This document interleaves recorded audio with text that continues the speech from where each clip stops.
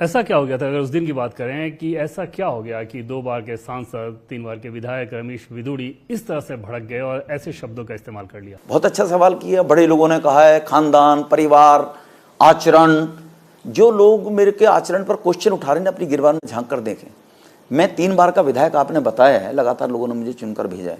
मोदी जी के नेतृत्व में 2 बार मैं सांसद भी बना हूँ, तो इसीलिए कुछ तो कहीं ना कहीं से कुछ हुआ होगा, तभी कुछ ऐसा लोगों को देखने को मिला होगा।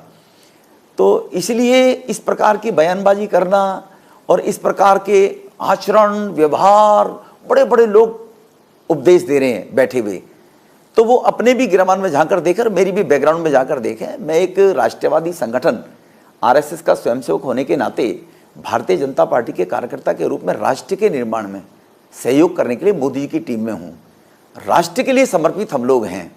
राष्ट्र और सम्मान के अधिकार जो प्रधानमंत्री मोदी जी दे रहे हैं देशवासियों को, 140 करोड़ लोगों को, उनके सहयोग करने के लिए, राजनीतिक क्षेत्र में काम करने के लिए मैं आया हूँ। कोई ऐसा नहीं है कि कहीं से भी कुछ भी कोई बोल दे और वो मुझे सर्टिफिकेट दे देंगे। इस माहौल में उस तरह का बयान कैसे मैच करेगा? इसे किसी को भी खराब लगेगा कि आपने ऐसे बयान कैसे दे? बिल्कुल आप ठीक कह रहे हैं। जिसकी भावना जैसी रहती है उसको उसी रूप में वो देखता है। मैं इस सनातन संस्कृति के लिए एक ऐसा माहौल बनाने की कोशिश की है, सत्ता पर बने रहने के लिए।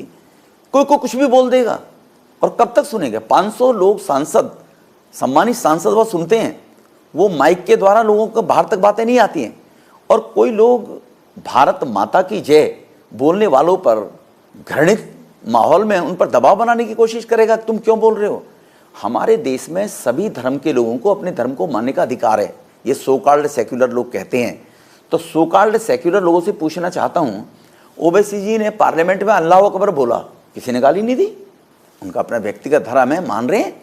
लेकिन ओवैसी जी अगर किसी को बोलें जबरदस्ती अल्लाह अकबर बोलें, या सनातन धर्म, हिंदू धर्म के लोग किसी को जबरदस्ती कहें तुम भारत माता की जय बोलो, वो तो गलत हो सकता है।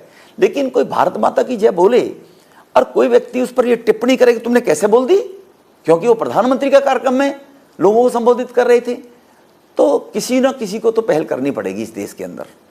जो कुछ हुआ, रमेश विदुड़ी ने दानिश अली को बोला, बीजेपी सांसद ने बीएसपी सांसद को बोला, एक सांसद ने दूसरे सांसद को बोला, या बीजेपी के सांसद रमेश विदुड़ी ने एक कौम को बोला। देखो अच्छा सवाल किया आपने, जो आपने एक क्वेश्चन किया है कि दानिश को बोला, बिल्कुल ठीक कहा आपने।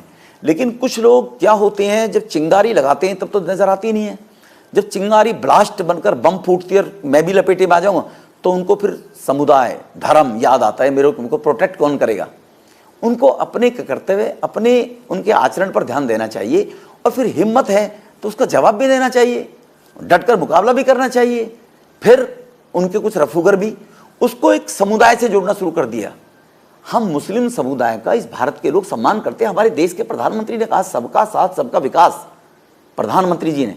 और 12 करोड़ अगर लोगों को शौचालय बने हैं तो समुदाय के लोगों को नहीं बने। 80 करोड़ लोगों को मुफ्त राशन दिया जा रहा है, समुदाय के लोग भी ले रहे हैं।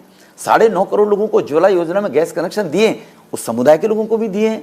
तो सबका साथ सबका विकास तो ठीक है, लेकिन कोई कुछ भी कहेगा और उसको सबका साथ पर टिप्पणी करी जाएगी और उसको सहन किया जाएगा, तो ये देश अब सहन करने वाला नहीं है जी, बहुत हो गया। इंडिया टीवी हर वक्त हर जगह डाउनलोड करने के लिए सर्च करें India TV news Google play store या ऐप स्टोर पर।